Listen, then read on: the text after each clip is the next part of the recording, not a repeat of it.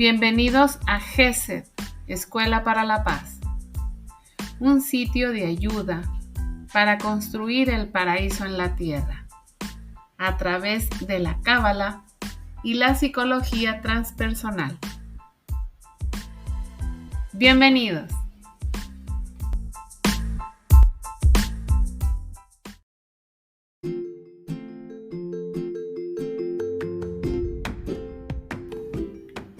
¿Has leído el Zohar? El Zohar es el libro más importante del pensamiento místico judío, que fue escrito en el siglo II después de Cristo por Rabbi Shimon Bar Yochai. Es un compendio de 26 tomos en los cuales se encuentra la explicación profunda de la Torá, o bien, mejor conocido como Pentateuco. En esos 26 tomos se profundiza sobre el origen del universo, el origen del ser humano y la raíz del mundo de la materia. El origen del ser humano es consecuencia de una voluntad superior, y la forma en que el Creador establece todo este mundo revelan una serie de secretos que poco a poco se han ido estudiando desde que toda esta información empezó a liberarse en ese contexto de la Revolución Francesa. Es precisamente a partir del siglo de las luces y la Revolución Francesa que todo este conocimiento empezó a conocerse. Ahora bien, se describe en el tomo 1 del Zohar la forma en que esta fuerza superior creó el universo, lo cual está muy relacionado con la teoría del Big Bang, que en términos cabalísticos se le conoce como Tzimtzum. Este libro, en este tomo, se tiene como hipótesis principal de que todo inició con una explosión.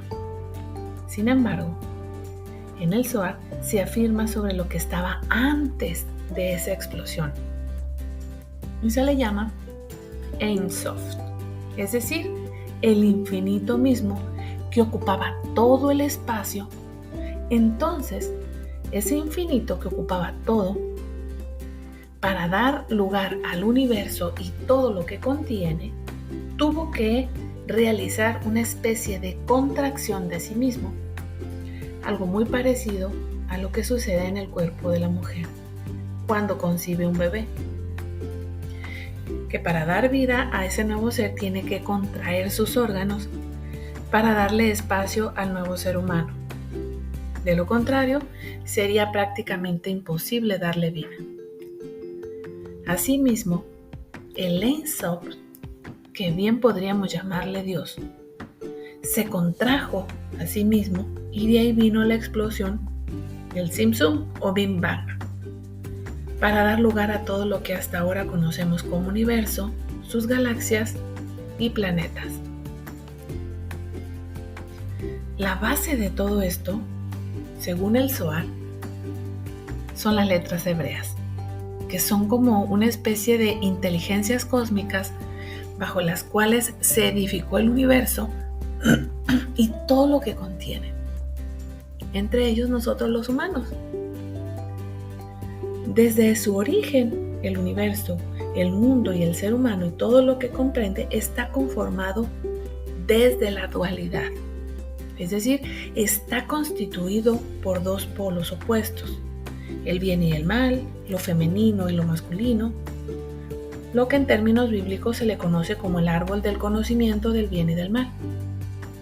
Sin embargo, esto es solo un medio de ascenso en todos los ámbitos de la vida, ya que, como bien dice el tomo 1 del Zohar en la sección del Génesis, dice: cuando el hombre sepa que todo es uno y no coloque separación alguna, incluso aquel Sitra Achra, como se le llama al mal, se retirará del mundo y no influirá más en el mundo de abajo o bien en el mundo físico.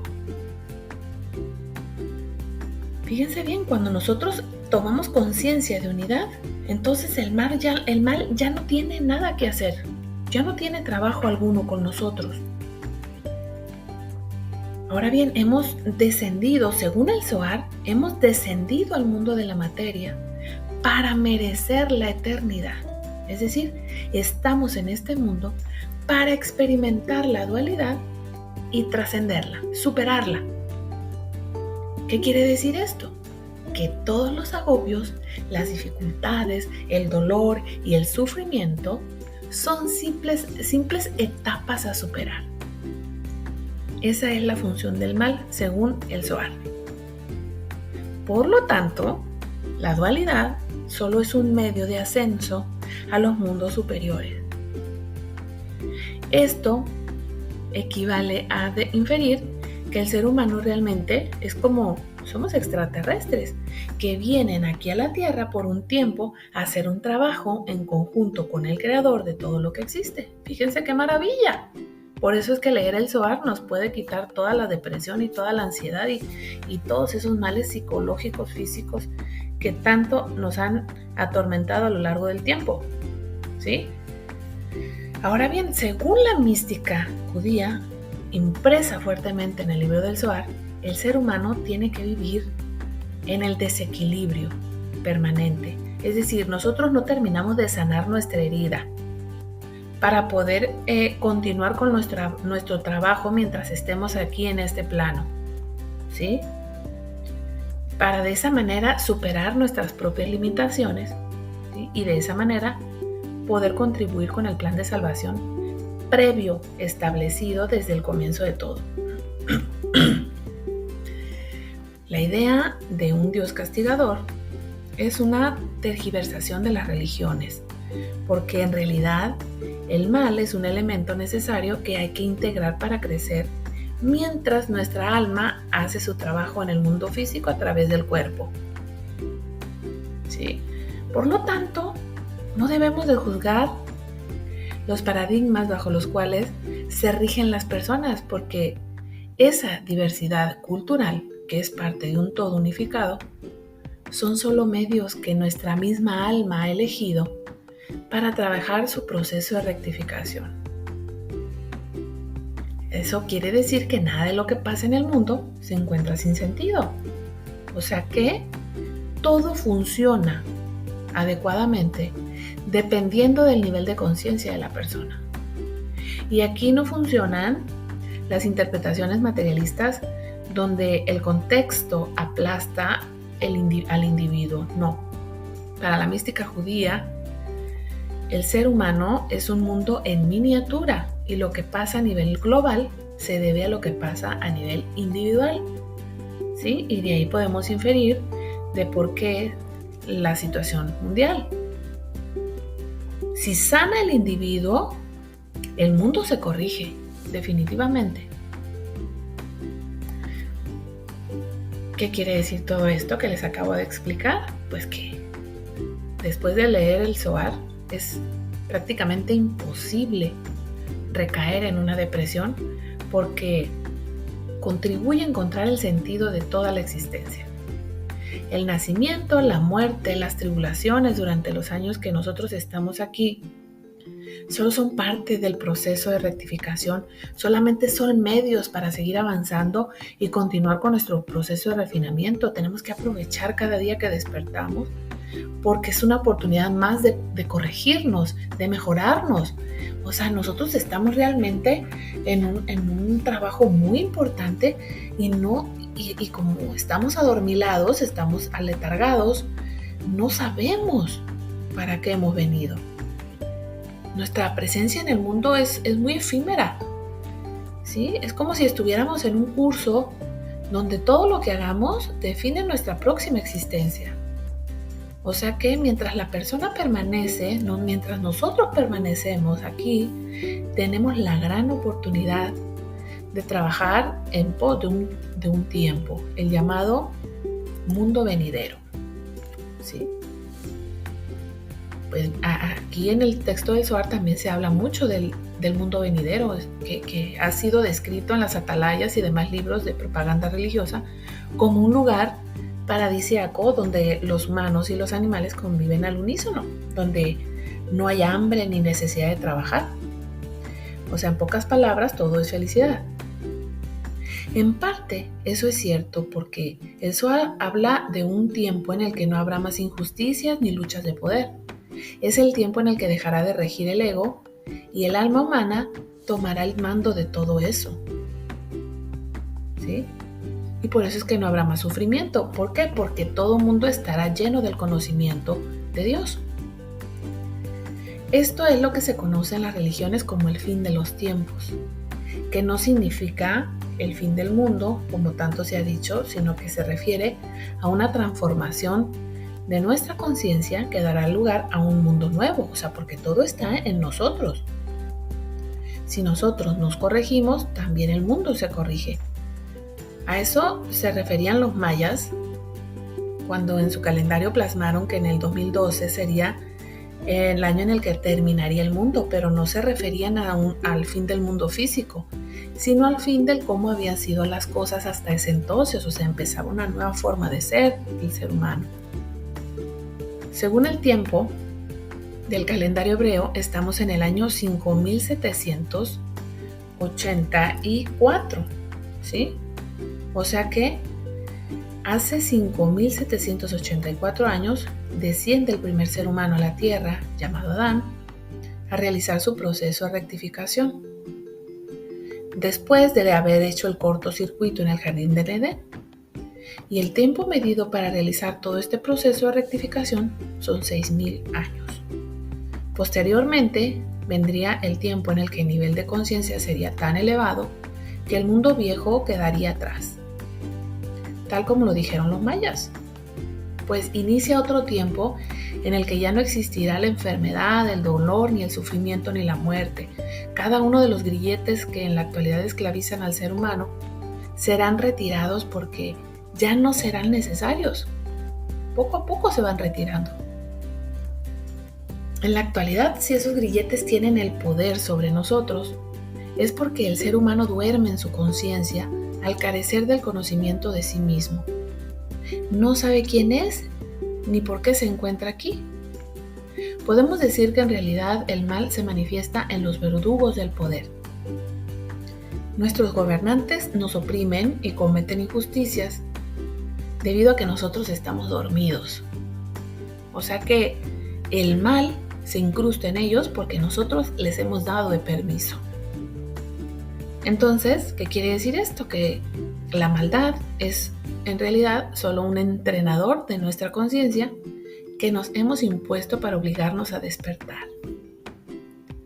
El mal gobernante entonces se va a convertir en uno preocupado por sus gobernados y va a trabajar para nosotros. Fíjense qué maravilla.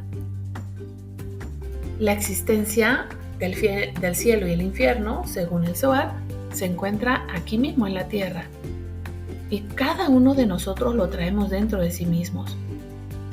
El infierno es no saber por qué estamos aquí, es vivir sin sentido, es cuando nuestra conciencia está conectada a una matriz y no puede desconectarse de ella. Por lo tanto, es un esclavo.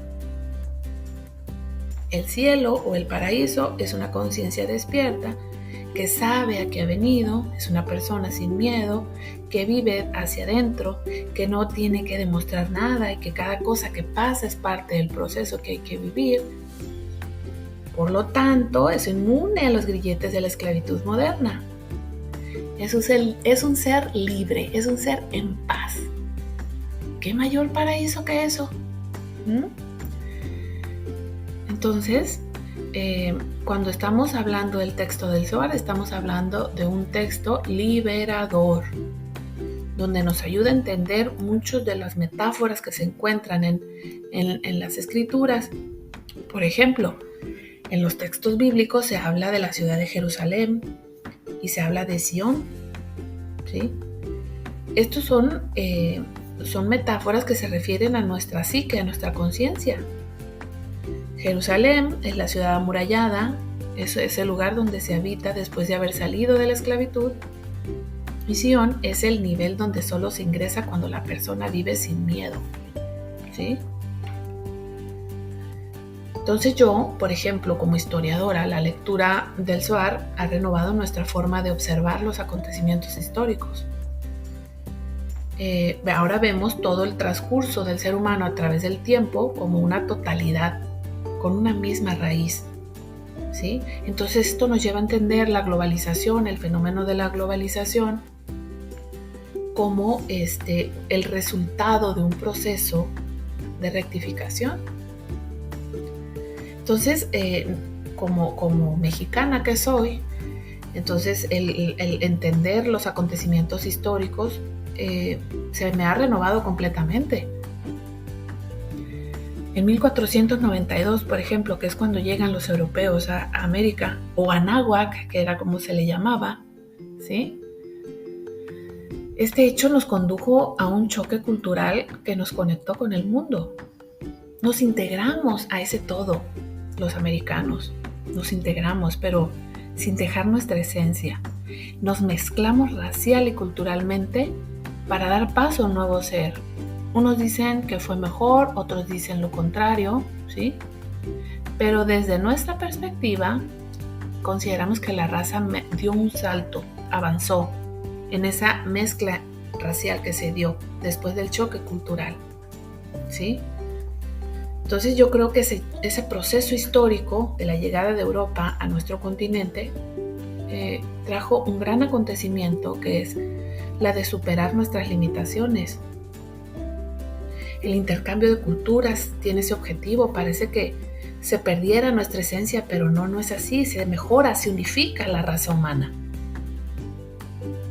Según el Zohar, cada ser humano, por diferente que parezca racial y culturalmente, proviene de una misma raíz o alma general, llamada Adán. Esto fortalece la idea de que todos somos uno, por lo tanto, si hay una anomalía en uno, afecta a otros directamente.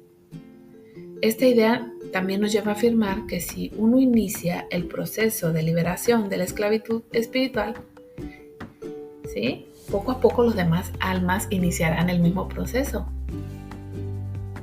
porque estamos interconectados. Así funciona el mundo, ¿sí? Entonces fíjense todas las posibilidades que nos da la lectura del texto del Zohar.